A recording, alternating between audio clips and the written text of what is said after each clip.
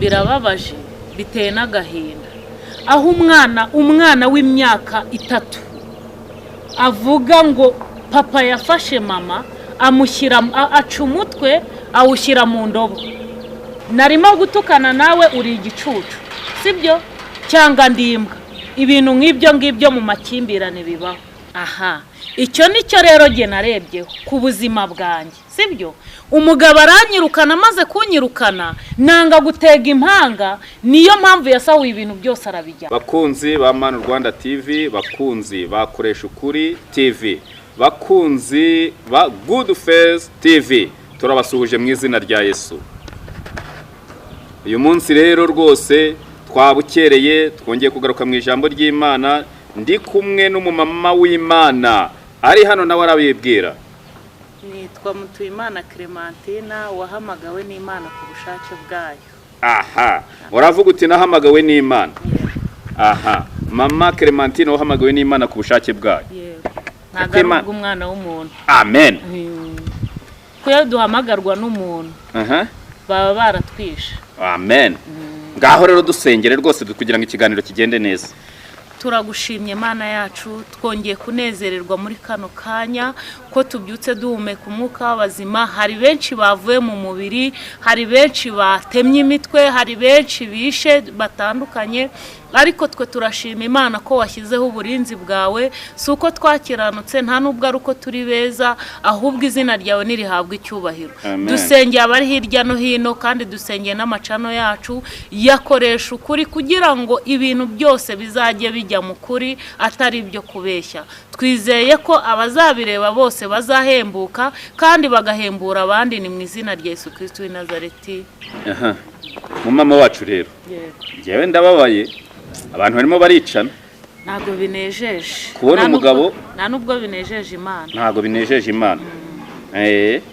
Nagira ngo buriya tumanze turebe umurongo wa Bibiliya ugira icyo ivuga buriya iyo abantu batangiye kwicana. Buriya hari ukuntu Imana ibona igihugu, hari ukuntu Imana ifata isi mbese abantu batuye isi. Kuko iyo umuntu ahaguruka agakata undi umutwe, nagira ngo nkubwire ko bitaba byoroshye. Iyo twisomeye mu bice 14 ni Ezekiel ku murongo wa 12 haravuga ngo maze ijambo ry'Uwiteka rinzaho riti, mwana w'umuntu, igihugu nikinkorera icyaha kigacumura, nanjye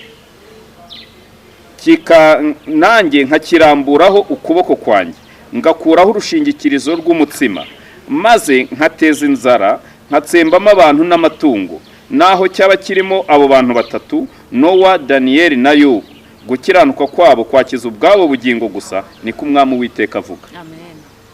Ntabwo ari igihugu cyacumuye, ahubwo n'abantu barimo baracumura. Twakora iki rero ngo ibyo bicumuro biveho? Niba ari ugusenga, niba ari ubutumwa bwiza tugomba kuvuga kugira ngo abantu bahinduke, sinzi icyo twakora. Birababaje biteye n'agahinda aho umwana w'imyaka 3 avuga ngo papa yafashe mama amushyira aca umutwe awushyira mu ndobo. Biteye agahinda n'umubabaro. Bakunzi bacu, birababaje niba tuvuga ngo turasenga mu kuri no mu mwuka, tukagenda tugapfa kuriya. Ni mudushyiriraho comment mutunenge cyangwa se namwe mutugira inama. Ni gute buriya yabonye ijuru? Niba bari mu ntonganye, mukozi w'Imana, nshimye Imana kusenga. Buriya yabonye ijuru. Turi mu mubiri, ntago turi mu mwuka, turi mu mubiri. Narimo gutukana nawe uri igicucu sibyo cyangwa ndimbwa. Ibintu nk'ibyo mu makimbirane bibaho. Urumva niba yahise amwica ako kanya yaratariyeze, ijuru yaribonye. Ijuru yari kurahehesa ahubwo ko n'igihugu agiteje akaga. Aha, icyo nicyo rero ge narebyeho ku buzima bwanjye sibyo. Umugabo aranyirukana maze kunyirukana nanga gutega impanga, niyo mpamvu yasahuye ibintu byose arabijyana. Iyo ntega impanga ubwo mba narapfuye. Ese wa mwana nona abavuga ibinganike agahinda bafite sahu, noneho bari abana basigaye, kari agahinda bazagakizwa nande? Bakunzi bacu, birababaje aho umumama abyarana n'umuntu 2 gatatu. Ibi ni ibyaha. Imana yaravuze ngo hazabaho abantu bikunda bakunda n'impiya. Umwana azanga se, umugabo azica umugabo, umugore azica umugabo. Si ibi byahanuwe? Nge rero buriya reka nkubwire, ni ibyahanuwe ariko buriya hari na za karande zo mu miryango zikagenda zikaguhagurukira kubera ko utizeye Imana, kubera ko utasenze, ntumenye ko karande zaguhagurukira. Nge nari mfite papa wahagurukiwe na karande, urumva uwo aho hariya muri Bicumbi babita Nyakariro. Ubushize nzo navuze ko ariho navukiye. Noneho mama aho baga mu kazu kakagoye naho bahoraga ari imbiri ari ukurwana. Nanjye nuko niyo mpamvu Bibiliya itubwira ngo kuko Imana yaduhamagariye amahoro, ntabwo Imana yaduhamagariye amakuba. Nubona umuntu atizera umwami kandi uwizera Yesu nuko agomba kugira ikirenge mu cya Yesu, ukabona azaguca umutwe, vaho ugende. Niyo mpamvu abantu bavugaga babwira abantu bati babwira ubuyobozi guriya mugore wakase umutwe, bakavuga bati ubuyobozi mwakoze iki? Kuki amakimbirane yabaye bakarinda ubwo bageraho kwicana? Noneho ubwo nari ngarutse ku bya mama, bagahora ari imigera ari hasi hejuru. Mama aravuga ati rero aho kugira ngo nzagire gute nzahasiga gatwe, ngiye mpisemo kugenda. Ubu ngubu ndashima Imana kuko mama yankuye aho ngaho akanjyana, iyo ataza kwiyarura ngo agende, ubu nge ntabwo mba ndiho, nanjye mba narapfuye. Niyo mpamvu rero nkubwiye, nubona mwarashakanye umwe muri mwe afite ikibazo, atizera nyine afite undi mwama akurikiye, shaho wigendere, ntabwo Bibiliya ibibuza. Turaza no gusoma umurongo wawo. Niyo mpamvu muri Bibiliya muri Yeremiya 1:1 haravuga ngo nakumenye ukiri urusoro mu nda ya nyoko, ndangije ndakweza ngushyiraho kuba umuhanuzi uhanura amahanga yose. Ntago rero washizweho n'Imana, nta nubwo washizweho n'amatora, sibyo? Kubera icyo ushobora gupfira umuntu ugahagarara ugatega impanga ngo nukuri umurokore. Oya nibyo bagenda abantu bahasome Yeremiya 1:1 bamanura bageze kuri 5 baharangiza bazahasoma ngo nakumenye ntarakurema. Ntago ari mama wawe wakumenye, nta nubwo ari papa wawe wakumenye, n'umugabo yemwe washatse mutavukanye. Kubera iki umwana yaba victime y'ibibazo byacu? Ariho hantu banteye amabuye, abayanteye mwarankosoye, namenye ubwenge ubu nona. Mwanteye amabuye muravuga ngo kuki usize iby'umugabo hanze, Satani tuzamubikira amabanga kugeza ryari? Reba yabitse bamukuyeho umutwe, ubu se binejeje igihugu natwe? Igihugu kigiye mu bibazo, RIB igiye mu bibazo, kandi ubu utagiye kuri RIB ufite igikomere bakubwira ko uzana ibimenyetso, ubwo arinze kumukata ari ibimenyetso bashaka, none ikimenyetso kibaye umutwe.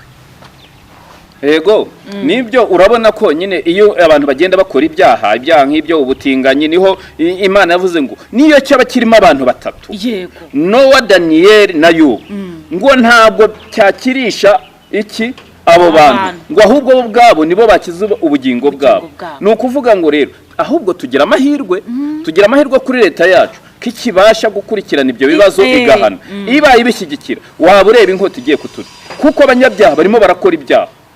Niyo mpamvu rero uzajya ukora icyaha Imana igukuramo ikugaragaza. None se nka buriya cyakoze mwakoze muranamufata bamujyanye mageragere. Ikintu kimbabaje nuko agiye kurya n'imvungure za leta nayo yaraguwe. Nese ubu ntiyarenganye, ukoze ibyaha byawe igiye no kukugaburira, ugiye kurya iby'ubusa abandi bari kurya. Urumva ikibazo duteza leta? Niyo mpamvu jewe yagiye asiga hanze ndatuza, ariko umwana wanjye yabaye ikibazo, yabaye victime ya bya bibazo byacu. Yakoze icya leta arangije ndamubaza ntese kuki wahisemo aha naha kandi ari kure? Uzi ukuntu yambwiye ngo nyine nasanze muri kurwana mufitanye ibibazo, mbura uwo mbaza mbura n'uwo ndeka, niyo mpamvu nahisemo kure. Ubu yiga Karongi, kujyayo birangora, ubu sinshobora kujyayo kandi ari umwana we yabyaye. Iyo usanga ari uwo nibyaye. Ariko hari akantu uvuze, twe abada tugendera kuri Bibiliya. Uravuze utarimo ararya ibya leta rero yacu ifite kukora.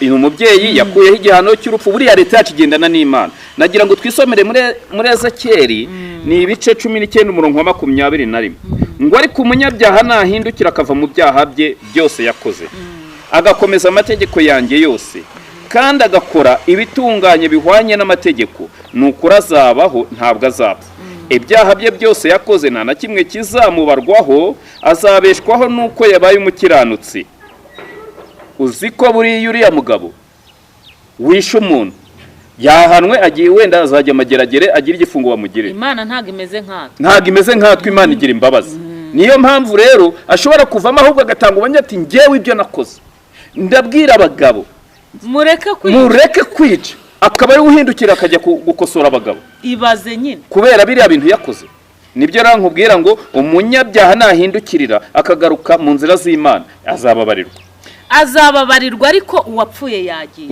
yagiye niko binene siko biri tubwira ngo ariko umunyabyaha no umunyabyaha ivuga ni umwicanyi ni umusambanyi ni umujura ni umwarumogi nugira gute nibyo niho ko bibiri iri kutubwira none ingo zubatse ziri mu manegeka niko nabivuga tuzigiriye ihe nama nka pasiteri bibiri irabivuga arega buriya twere kuvugira ku bagabo gusa ngo nukuri wa mugaro we twavuze n'abagore nabo hari abakubita abantu amafuni ntibariho hari abakubita abagabo amafuni hari abicana nabo urumva ariko jewe impamvu nanze kongera kugarura umugabo agiye ubwa kane impamvu jewe nagize ubwoba ngiye kuyibabwira umudamu ndi Musanze baramubabariye ku murenge bamaze kumubabarira umugabo asubira mu rugo ya mibonano mpuzabitsina umugabo arayisoza amaze kuyisoza amuseseka icyuma mu gitsina arangije amutera ikindi mu josi mbabarira umbwire mukozi w'Imana nge narabyiboneye ntabwo ari inkuru mbarirano bari batuye Karwasa kandi urumva abayobozi bari babunze niyo mpamvu mubaji w'imitima ntiyayiringanije iyi Imana iza kumbwira umutima wa Gatama nari kumwica ariko Imana irangije tugirira iryo banga ese ko yatugiriye ibanga twewe nk'abantu twashatse ubumuntu tukumva ko n'umugore ari umuntu cyangwa umugabo ari umuntu uriya rero nibyo ariko niba wenda sinzi ukuri kubitekereza uramutse umutima w'imbabazi ukujyanye ku mugabo ukamubabarira niyo yagiye n'inshuro 10 yagaruka ngiye hari umuntu mushiki wanjye wo kwa data wacu yarashwanye n'umugabo akubitwa n'abana be ndagenda baratuye iriya za Bugesera turagenda dufata umwanzuro wo kugira gute kujya kubunga dohana umupasiteri wampamagaye turagenda tujyayo turabungwa barongeye baragaruka kandi koko umva bari barashwanye byo gushwana urumva niyo mpamvu rero Imana ntabwo gutandukanya abantu wavuga ngo ni byiza buriya na leta o kugira ngo ntabwo ipfa kubatandukanya ko mutera oya ahubwo iramanza kabagira inama niyo mpamvu inama ziba zikenewe mu muryango nyarwanda iyo twisomeye muri Bibiliya Petero wa mbere turareba ku nshingano z'abantu bubatse sibyo nibice Petero wa mbere bice 3 turahera ku murongo wa mbere tuze kumanuka turagira aho tugarukira ngo namwe bagore aho ngo titira avuga ngo ni inshingano y'abagabo n'abagore urumva nabantu bubatse yabo mwarasezeranye mutarasezeranye iki gice umuntu kiramureba utarasezeranye atemerwa n'Imana utarasezeranye imbere y'Imana ayo mategeko ntago yemewe imbere y'Imana ahubwo ubwo nabasezeranye imbere y'Imana kuko niyo ngiye gusenga urumva baravuga ngo uracyarindaye Hoseya 3:2 waba uzi ko havuga ntago mbizi ngiye ntabwo ndi umuhuguke muri Bibiliya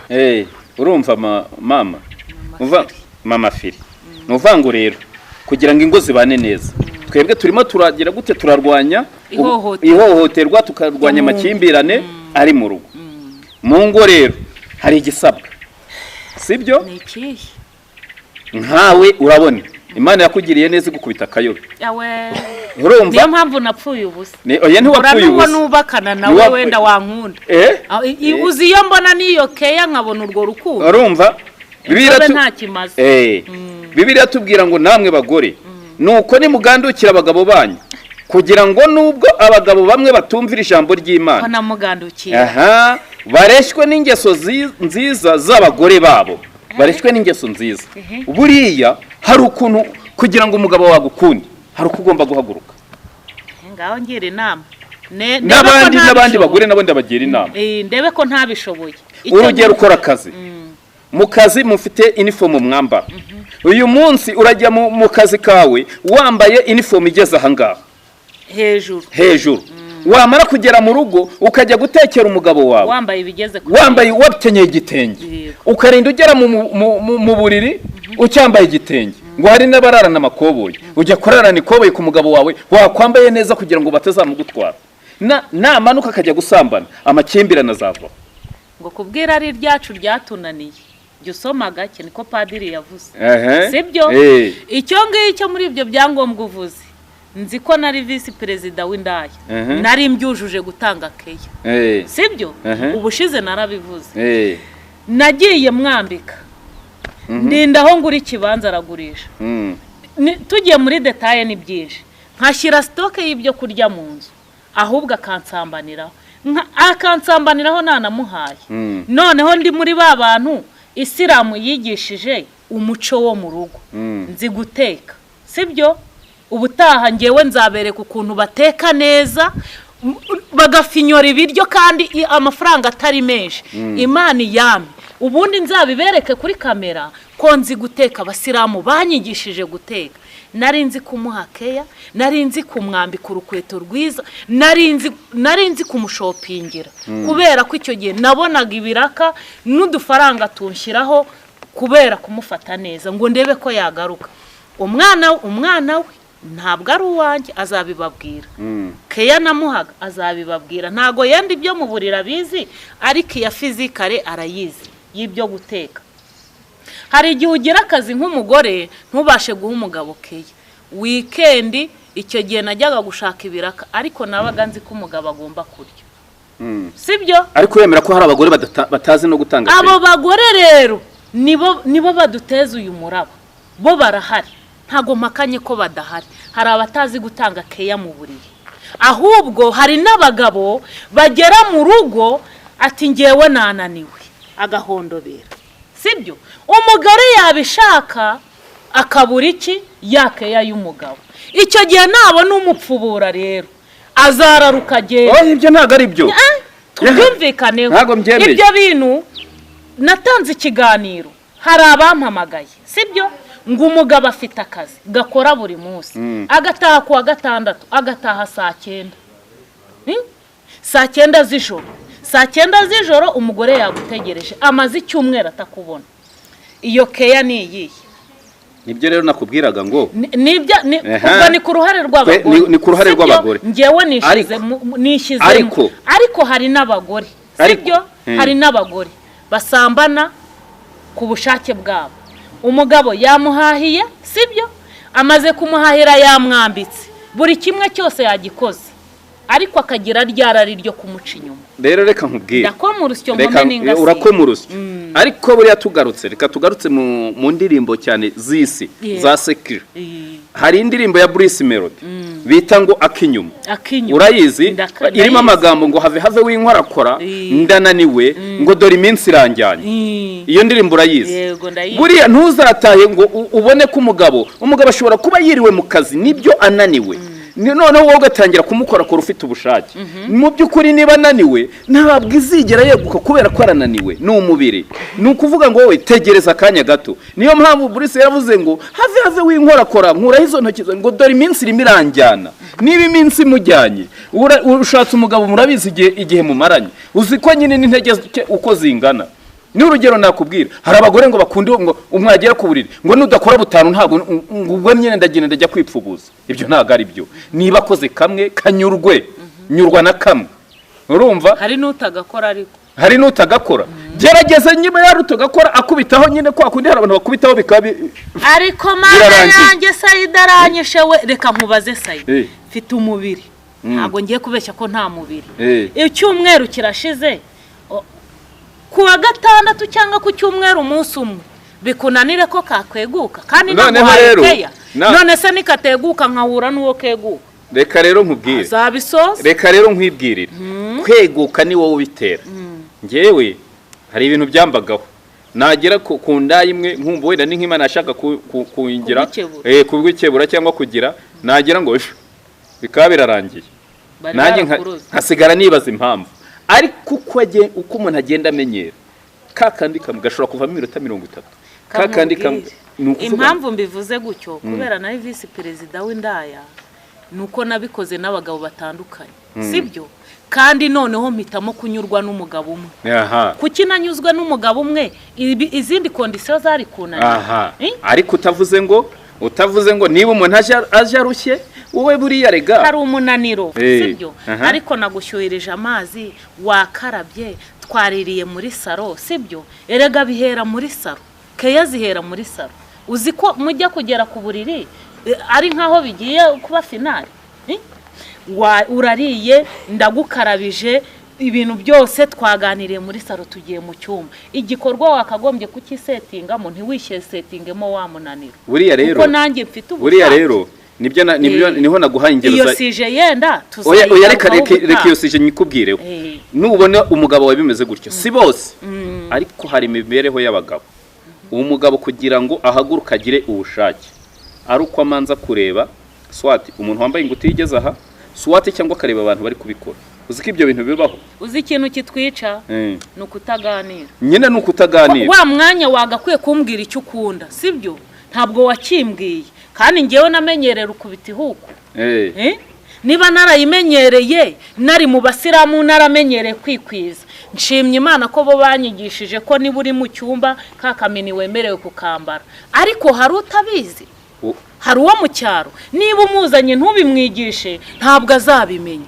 nyine nicyo kibura ngaho noneho abagabo mwishaka uko muzajya muganira n'abagore natwe abagore tubashakira umwanya wo kuganira urugero nimba ngewe ubwanjye ntinya sibyo nawe ubwawe ukabutinya naho ngaho bishobora kuba bipfira ariko buriya ushobora kuba uri iwawe ufite agateleviziyo wabona umugabo nta bushake ugakubitamo si muri mu cyumba muri babiri umwana ariko atareba hari n'abatazifite rero hari n'abatinya kuzishaka abantu noneho kugira ngo umwana atazayigwaho baradutera amabuye ndakuba baravuga ati noneho abakozi b'Imana baje hano n'intuza turi abakozi b'Imana b'ubushake kandi bahamagawe n'Imana dukoma urusyo dukome n'ingasire impamvu twabivuze nuko uriya mupapa yatemye umugore kandi yafata akamuhunga cyangwa umugore akamuhunga cyangwa bakareba icyo bapfa bakakiganiraho ariko umwana ntavuge ngo papa yinjiye mu nzu aravuga ngo numva aratemye arambwira ngo ni igifenesi ari gutema umwana w'imyaka 3 avuge ngo mama yamutemye acizosi arishyira mu ndobo babyeyi oya sibyo hari n'abagabo bameze badafite ubwenge Bibiliya iratubwira ngo umugabo agomba kwerekana ubwenge mu rugo buriya kirazira umugabo kuba yataha uko ariko kose adafite niyo atagira n'ikintu agomba kugura n'irindaza akarizanira umugore uzi ko buriya umugore ntaryo yigezamo uzi ko buriya umugore iyo ntashye nta mafaranga mfite ariko ndiyeranje nagura kayogati nkakamanura kamwe ka 300 umugore atagashaka ndagaha umwana kandi sinshobora kuva imyaka irashize twashakana nta kuvuga mu izina ry'umuntu ni sheri yagorata nuko nguko niko zuba Gatama wanshakiye unyita sheri Yesu azajya kwita sheri humo oya ufite umugabo ufite Yesu azabigukorera Yesu anyita sheri kandi akanyita umwana we arangije aranambwira ngo uyu mwana ni akarabo kawe ariko icyo twendaga kugira abantu mugabo reba icyo umugore wawe akunda ucyubahirize kugira ngo hatazavaho kwicana mugore nawe reba icyo umugabo wawe akunda ucyubahirize mu kiganireho ejo hatazavaho kwicana niba mwapfaga ubwo burayi mugore reba uko izo ndaya zimeze ntizikurusha ubwiza cyangwa kugushaka yarebaga izo ndaya nk'ubu wanjye bamwita nyiramabuno urumva namushatse ari indaya ariko ubu iyo duhuye andutira za ndaya zose twagize gute twahuye ntawe ushobora kunyemeza nk'uko nyiramabuno anyiyemereza urumva abantu rero nibareba icyo umwe akunda baganireho umugore n'umugabo bicare baganire nge nabuze uko nganira umwana yagiye anganiriza yatwicaza akatuganiriza urumva mama firi uwanjye nyine bamwitaga nyiramabuno ariko mu by'ukuri uko tubanye nakubwira afite abana babiri ujye ushima Imana rero afite abana babiri nyine badaturuka babiri sabwa ari abanje uwanjye n'umwe n'uwa gatatu ubwo ni mu bapfa dupfiki kwabo bana aribo banyita papa hu nabari abapfuye umwana wo hanze ni ukuvuga ngo rero icyo nicyo nashaka kubwira abantu niba ufite umwana wo hanze wowe mukunde ahubwo kurusha uko wakunda uwawe nibwo azaguhindukirira akakwita umubyeyi bitewe n'ibyo umukorera. niyo mpamvu wagerera ari akarabo kandi se yaramunsigiye. Aha ubwo urumva rero ni ukwihangana, n'ubumuntu abantu bagomba. Uravuga utuwanjye nakarabo Imana yarambwiye ngo nakarabo kawe, kandi koko njya mbona ari akarabo, kuko niba nta wamvuye mu nda nakarabo. Ajya mpoza amarira akambwira ati mama iturize wowe ndi kwiga Imana, uzajya unsengera Imana inyishurire ubundi nzakwereka. Urumva nanjye uwo wanjye ni umusore agiye kugira imyaka 18. Urumva kuko urumva agiye kungana n'uwanjye. Uwo mugore wanjye yamubyariye akiri mutoya cyane, yamubyariye akiri muto agifite imyaka 14 gutyo ukuntu. Urumva ariko anyita papa kubera ko mukunda. Ubu namwanga gute urwanye na mama we niho tugiye kurebera. Ahubwo bariya bana ise yatashye sibyo, ageze mu rugo kandi umukozi yarimo asangira na mama we ako kunywa. Urumva barimo baganira, ageze mu nzu ati tujye kuryama. Umwana abonye ise afashe wa mupanga atemye mama we. Wa mwana nagira imyaka 18 20 akumva ko se abikuranye bizagenda bite? Ni umurage mubi nyine nibyo nkubwira, ni umurage mubi dusiga mu bana babyeyi. Uriya si umurage mubi, ni umurage mubi. Wa mwana abaye victime y'ibibazo atigeze ategura. Bamubyaye nta ruhare yabigizemo. Niba umugabo yarashurashuye cyangwa umugore agashurashura, ibyo bakagombye kuba barabyumvikanyeho ntibibyara amakimbirane. Kandi niba ari n'amafaranga nk'uko barimo kubivuga bapfuye, ngiye ndumva umuntu yahunga undi amaboko aracyahari, bakagombye gushaka n'ibindi cyane. Nese umugabo ko yantaye mfite ibiro 43, ariko ndashima Imana niyo nkwe y'amazi ndabyibuha kubera ko ndi mu mahoro. Umwana wanjye ejo bundi naramubwiye ni papa wawe ko bampamagaye ngo ameze nabi, ngo none umugiriye impuhwe. Nabuze icyo musubiza. Urumva nabuze icyo nsubiza umwana, mbura uko mbigenza. Dushake kubaka tutabishyizemo abana cyane. Dushaka ikintu cyatubanisha n'abana neza, cyangwa se n'abagabo tukabana neza. Ngewe ntawe mfite, ariko pe naramukundaga niwe wana. Nagira ngo yenda dusome tuze kureba hahandi tugiye gusoza, kuko n'ubundi tugiye gusoza. Ariko icyo nabwira abantu ndetse nibagira niki urukundo, niba byanze aho kugira ngo umuntu akatwe undi jose, aho kugira ngo abantu badushireho, ababyeyi badushireho, abagabo badushireho, abagore bashyire ku isi, umuntu yacamo akagenda. Mureke mbabwire, niba ari n'umugore wamuteje iriya mpanuka, ngewe ngiye kubabwira ikintu cyambayeho. Umugabo wanjye yasambaniye muri sari wanjye, umwana mureba, birangije Imana izarokora umuntu. Ubu mba ndi mageragere, ntago mba ndi kuvugana namwe bari hirya no hino, ariko nashatse icyuma nafashe ubugabo bwe ngo mbukate, biba ngombwa ko mbura icyuma na kimwe. Umujinya utera ibintu byinshi. Umujinya wagukoresha ikintu utagakwiriye gukora. Urumva iyo mutema ntabwo mba ndiho. Umwana we nawe aba yaravuze ati mama yatemye papa, sibyo? Ariko ya Mana yandokoye kutamutema, nicyo cyatumye ubu nonaha yagiye ukwe nanjye nsigara ukwanjye. Nicyo kintu cyatuma kumubabarira kuri jewe biri kure. Namwe mungira inama nk'ababyeyi, mungira inama nk'abavandimwe, mwe kujya musoma ngo mureke no kumpamagara, mujye munambaza mbabwire n'ibyo ntarava. Nukuri mwababyeyi mwe murumva mba naragiye mageragere, ahubwo mutugisha inama, kuko hari ibintu byinshi twe tuzi kandi dufite inyuma.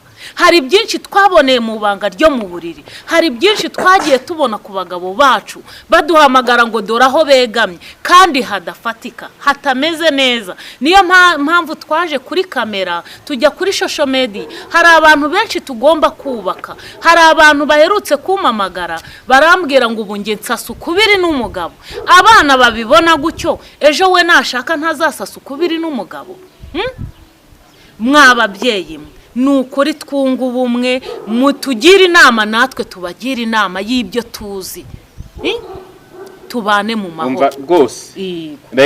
Rwose mama rwose w'amahanga, rwose nagira ngo mbwire abantu ufite ikibazo cy'urugo rwananiranye akabona rugiye gusenya naduhamagara njyewe naho mba wa muyobozi utangirira abandi ubwo ni hasi niwe utwara sibugozi si uri hasi n'iyi ngo zigiye gusenyuka ni nyinshi twunga aho mba ni nyinshi ndetse nabona byanze aho kugira ngo umuntu yicane nkabambwira ntibufashe inzira ugenda akagenda kandi bakaruhuka mutwe kandi abantu bakabona ngo njyewe ngiye kwiga ishuri ryanjye namurekeye ishuri rye nanjye ndi mu ishuri uzi kurara ku ikarito muzi ko hano bambazeho kubera akabyimba katurumbutse kubera kurara ku ikarito nta matera zose yarazigurishije urumva twebwe telefone zirahari uze kuzandikaho twebwe ntago ari umuntu wa mbere twaba tugira inama kandi urugo rugakomeye navuze uw'ibugesera uwo twamugira inama urugo rurakomeye ubu ni sheri na shushu urumva hari abo muri karitsiye bagera muri bangahe twabagira inama sindi buvuze kuvuga amazina yabo kuko ntago ari ngombwa gushyira abantu muri social media twabagira inama ziruba abantu bo kugira ngo bagane inkiko nibagana abakozi b'Imana ndababwiza ukuri tuzabagira inama tubasengere kandi urugo ruzongera rube gute rube ruzima kuko ibyo turabishoboye nubwo hari abadutera amabuye ngo twe zarasenyutse ntabwo ari twe twifuje gusenya babyeyi muzi ukuntu umugabo aryoha mu buriri iyo yaguhaye keya akakuzanira rya rindazi nka ka kantu uyu mugabo yavuze urishima ukumva umugabo ari uwo nguwo ariko noneho reka azahinguke ku muryango atontoma ati wambwakazi we wandaya we wagicucuwe kandi ntaho yagufashe n'ibyo uvuye guhaha urashonje wabuze n'ukuri biragorana ntabwo uwo mugabo kumuha keya byoroshye ariko iyaje neza sheri umva umuha keya reka tuzanabigisha nuko batanga keya